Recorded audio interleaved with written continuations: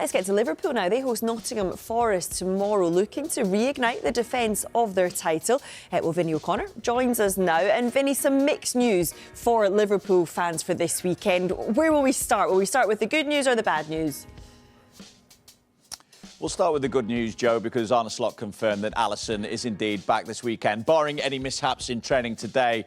Of course, he hasn't started a game for Liverpool since injuring his hamstring in the away defeat in the Champions League against Galatasaray. But he will start against Nottingham Forest again, providing he comes through training today. The bad news, it is, I'm afraid to say, that Florian Wirtz is out. He's got a muscle injury, as has Conor Bradley as well. And we're looking at around 3 weeks for Conor Bradley to be out with that muscle injury as well, on top of the fact that Jeremy Frimpong is still out. We actually saw Frimpong yesterday completing an individual session and then jogging back into the main building here at Liverpool's AXA Training Centre. But again, it's 2-3 weeks away from full fitness and before he can be considered for selection as well.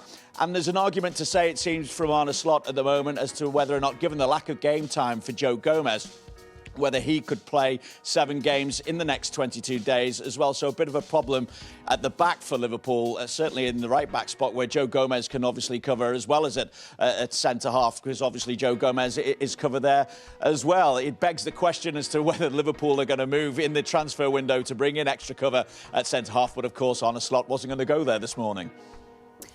And Vinny, we heard Andy Robertson's tribute to his late teammate Diogo Jota after Scotland qualified for the World Cup this week. What did Slot have to say about that?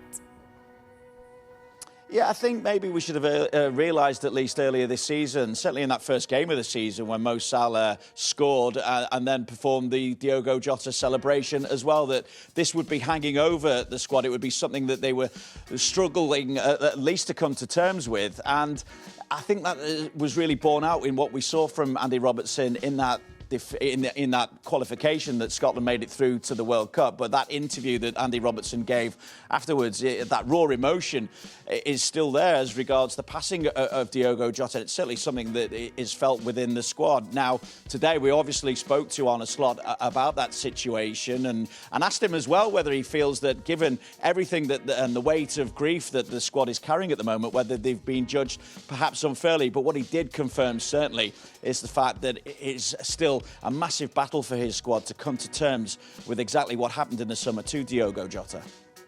It is an issue for us, which is, I think, completely normal. But then at these moments of time, I always think about how must it feel for his wife and his children, because that's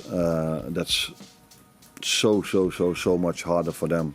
It's impossible to measure what it does to the players and then to measure what it does to our results. So the last thing I would do is to use it as an excuse, because I don't know. What I do know is that we miss the player. That's 100% sure. And we also miss the person, but I cannot measure what that has an impact on our performances, let alone on our results. So that's impossible for me to say, and we will never use it as an excuse, because that doesn't feel right. Obviously, they can never replace the person, and it's such a sense of loss that Liverpool feel as well. In many ways, though, they had to replace the player to kind of bring some kind of normality back to this squad, and that's why the likes of Hugo Ekitike and Alexander Isak were signed in the summer as well. Now, Alexander Isak did get some game time during that international break against Switzerland, but maybe not as much as Arne Slot would have liked, as they're building him up to full fitness. But they're hoping now that his injury issue is behind him and they can start building up those minutes once again, and he can play a more full part in this Liverpool squad moving forward as they look to gain some momentum, of course, in the title race now.